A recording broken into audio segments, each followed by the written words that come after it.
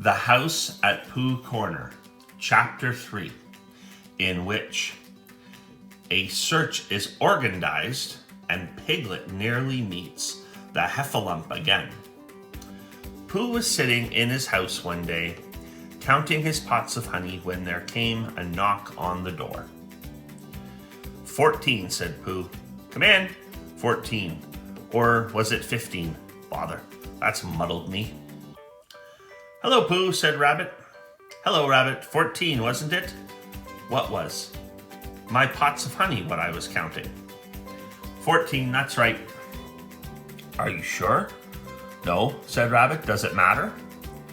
I just like to know, said Pooh humbly, so as I can say to myself, I've got 14 pots of honey left, or 15 as the case may be. It's sort of comforting. Well, let's call it 16, said Rabbit. What I came to say was, have you seen Small anywhere about? I don't think so, said Pooh. And then, after thinking a little more, he said, who is Small? One of my friends and relations, said Rabbit carelessly. This didn't help Pooh much because Rabbit had so many friends and relations and of such different sorts and sizes that he didn't know whether he ought to be looking for Small at the top of an oak tree or in the petal of a buttercup. I haven't seen anybody today, said Pooh, not so as to say hello, Small, to. Did you want him for anything? I don't want him, said Rabbit, but it's always useful to know where a friend and relation is, whether you want him or whether you don't. Oh, I see, said Pooh. Is he lost? Well, said Rabbit, nobody has seen him for a long time, so I suppose he is. Anyhow, he went on, importantly, I promised Christopher Robin I'd organize a search for him, so come on. Pooh said goodbye affectionately to his 14 pots of honey and hoped they were 15, and he and Rabbit went out into the forest. Now, said Rabbit, this is a search, and I've organized it. Done what to it, said Pooh. Organized it, which means, well, it's what you do to a search when you don't all look in the same place at once. So I want you, Pooh, to search by the 6 pine trees first, and then work your way towards Owl's house, and then look out for me there. Do you see? No, said Pooh. What? Then I'll see you at Owl's house in about an hour's time. Is Piglet organdized too? We all are, said Rabbit, and off he went. As soon as Rabbit was out of sight, Pooh remembered that he had forgotten to ask who Small was, and whether he was the sort of friend and relation who settled on one's nose, or the sort who got trodden on by mistake, and as it was too late now, he thought he would begin the hunt by looking for Piglet, and asking him what they were looking for before he looked for it.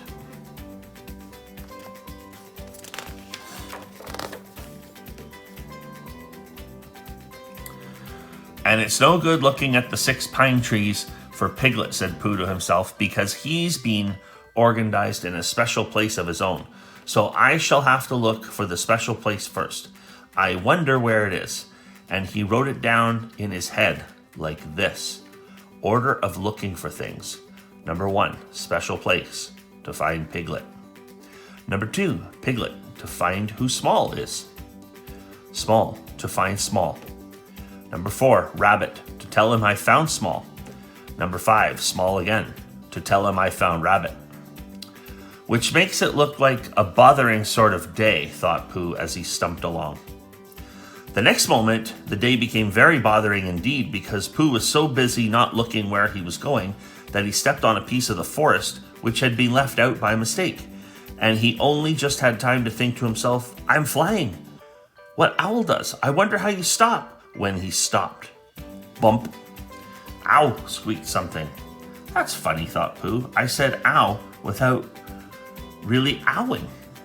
Help, said a small, high voice. That's me again, thought Pooh. I've had an accident and fallen down a well, and my voice has gone all squeaky and works before I'm ready for it, because I've done something to myself inside. Bother. Help, help. There you are. I say things when I'm not trying. So it must be a very bad accident.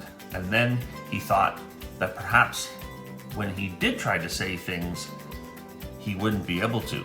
So to make sure, he said loudly, "A very bad accident to Pooh Bear." "Pooh!" squeaked the voice. "It's Piglet!" cried Pooh eagerly. "Where are you?"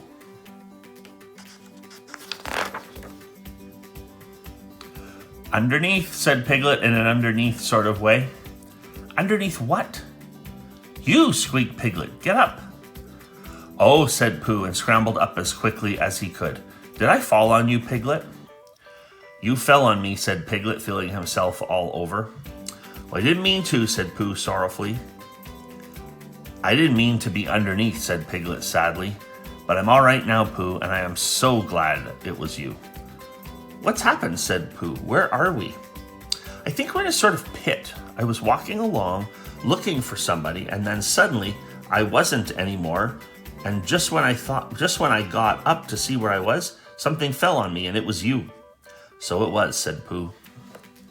"Yes," said Piglet. "Pooh," he went on nervously, and came a little closer. "Do you think we're in a trap?" Pooh hadn't thought about it at all, but now he nodded. For suddenly he remembered how he and Piglet had once made a Pooh trap for Heffalumps, and he guessed what had happened. He and Piglet had fallen into a Heffalump trap for Poohs. That's what it was. "What happens when the Heffalump comes?" asked Piglet tremblingly, when he had heard the news. "Perhaps he won't notice you," Piglet said Pooh encouragingly, "because you're a very small animal." "But he'll notice you, Pooh." "He'll notice me, and I shall notice him," said Pooh, thinking it out.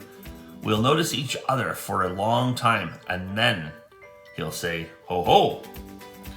Piglet shivered a little at the thought of that "ho ho," and his ears began to twitch. "What will you say?" he asked.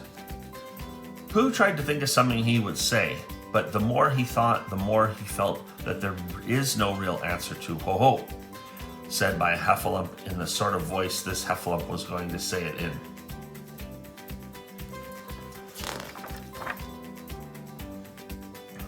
"I shan't say anything," said Pooh at last. "I shall just hum to myself, as if I was waiting for something." "Then perhaps he'll say 'ho ho' again," suggested Piglet anxiously. "He will," said Pooh. Piglet's ears twitched so quickly that he had to lean them against the side of the trap to keep them quiet.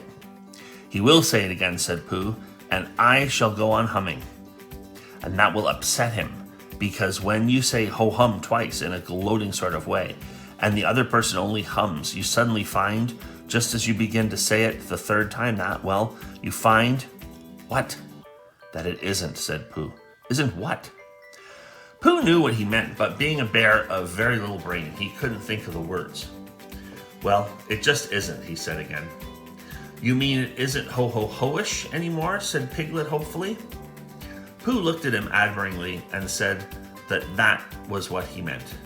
If you went on humming all the time because you couldn't go on saying ho-ho-ho forever. "But he'll say something else," said Piglet. "That's just it. He'll say, 'What's all this?'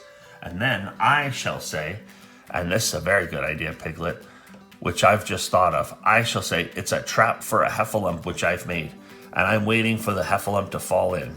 And I shall go on humming. That will unsettle him."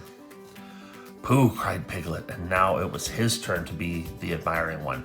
"You've saved us." "Have I?" said Pooh, not feeling quite sure. But Piglet was quite sure, and his mind ran on, and he saw Pooh and the Heffalump talking to each other. And he thought suddenly, and a little sadly, that it would have been rather nice if it had been Piglet and the Heffalump talking so grandly to each other, and not to Pooh.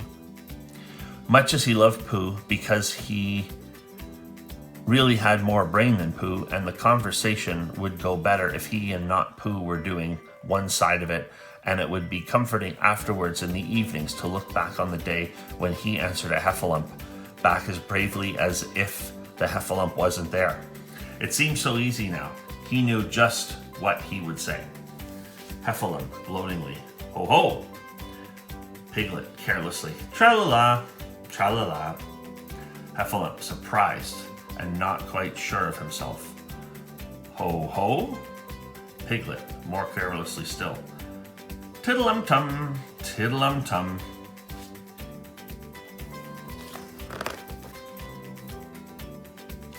Heffalump, beginning to say ho ho and turning it awkwardly into a cough. What's all this? Piglet, surprised. Hello, this is a large trap I've made, and I'm waiting for a Heffalump to fall into it. Heffalump, greatly disappointed. Oh, after a long silence. Are you sure? Piglet, yes. Heffalump, oh, I thought it was a trap I'd made to catch piglets. Piglet, surprised. Oh no! Heffalump, oh, apologetically.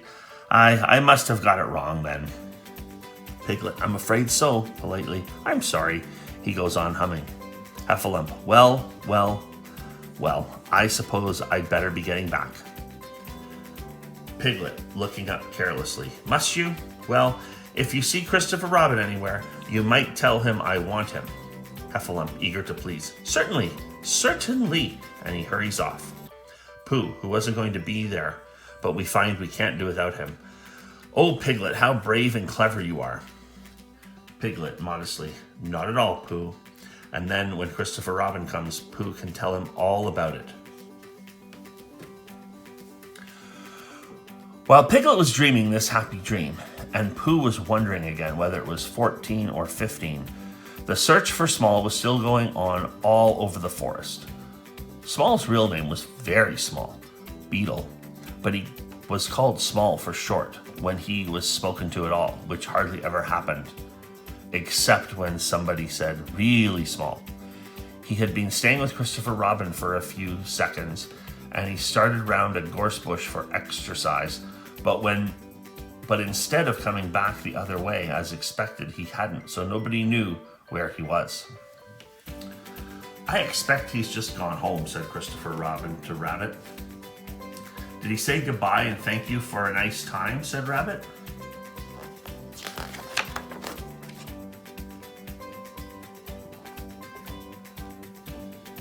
He'd only just said, how do you do, said Christopher Robin. Ha, said Rabbit.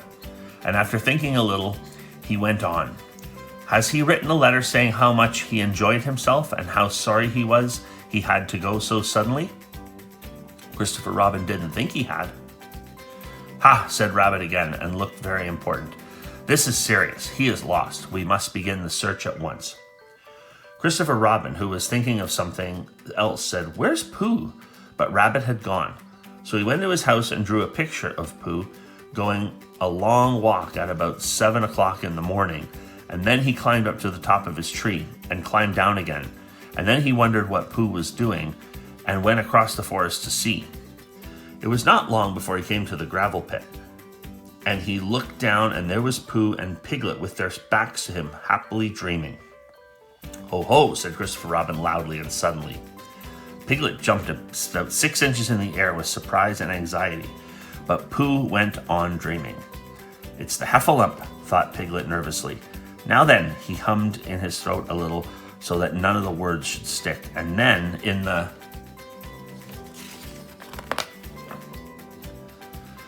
most delightfully easy way, he said, tra-la-la, tra-la-la, as if he had just thought of it. But he didn't look round, because if you look round and see a very fierce Heffalump looking down at you, sometimes you forget what you were going to say. Rum-tum-tum-tiddle-um, said Christopher Robin in a voice like Pooh's, because Pooh had once invented a song which went, tra-la-la, tra-la-la, tra-la-la, tra-la-la, rum-tum-tum-tiddle-tum. So whenever Christopher Robin sings it, he always sings it in a Pooh voice, which seems to suit it better. He said the wrong thing, thought Piglet anxiously. He ought to have said ho-ho again. Perhaps I had better say it for him. And as fiercely as he could, Piglet said, ho-ho! How did you get there, Piglet? Said Christopher Robin in his ordinary voice. This is terrible, thought Piglet. First he talks in Pooh's voice, and then he talks in Christopher Robin's voice, and he's doing it so as to unsettle me. And being now completely unsettled, he said very quickly and squeakily, This is a trap for Pooh's, and I'm waiting to fall in it. Ho-ho, what's all this? And then I say ho-ho again. What? Said Christopher Robin. A trap for ho-hos, said Piglet huskily. I've just made it, and I'm waiting for the ho-ho to come down. How long Piglet would have gone on like this, I don't know. But at that moment, Pooh woke up and suddenly decided that it was 16. So he got up, and as he turned his head so as to soothe himself in that awkward place in the middle of the back where something was tickling him, he saw Christopher Robin. "Hello," he shouted joyfully. "Hello, Pooh." Piglet looked up and looked away again, and he felt so foolish and uncomfortable that he had almost decided to run away to sea and be a sailor, when suddenly he saw something. "Pooh," he cried, "there's something climbing up your back." "I thought there was," said Pooh.